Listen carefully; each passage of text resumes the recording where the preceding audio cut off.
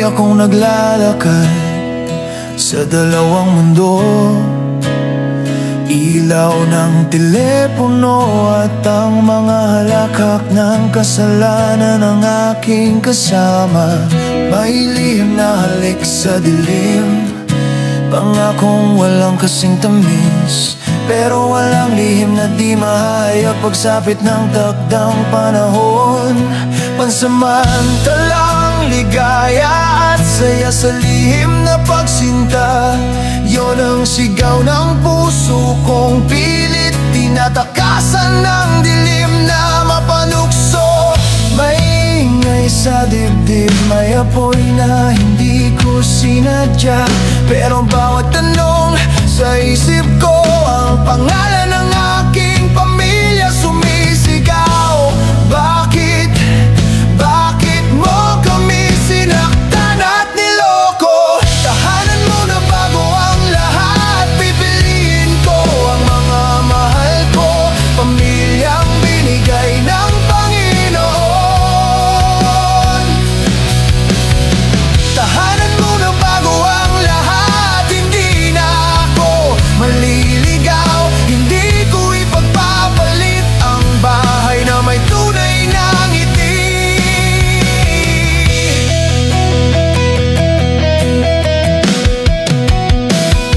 Sinasabi niyang ako'y kanya, parang awit na paulit-ulit, pero ang mga salita niya hindi pala sapat sa tuwing maiisip ko mga anak ko.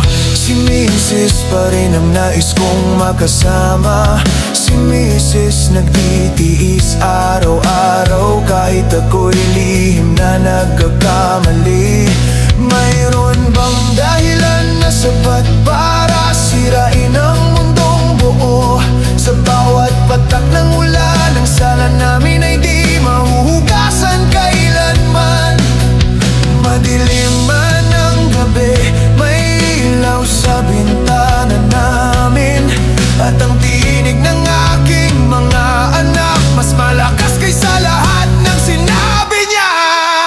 Tahanan mo na bago ang lahat, pipiliin ko ang mga mahal ko, pamilyang binigay ng Panginoon. Tahanan mo na bago ang lahat, hindi na ako maliligaw, hindi ko ipagpapalit ang bahay na may tunay na ngiti. Mistress, wag mong akalain na wala akong puso. Nagkamali, oo, nagkamali ako, pero hindi ko hahayaang masira ang tahanang binuo ng dugo at pawis ko. Aalisin ko na ang aking telepono sa dilim, titigilan ng mga palihim na pag-ibig. Aking itutuwid ang mga pagkakamali. Sigaw ng gitara, tibok ng dibdib, kailangang marinig ng mundo. Hindi sapat ang huwad na halakhak, hindi kayang tapatan ng pag-ibig na totoo.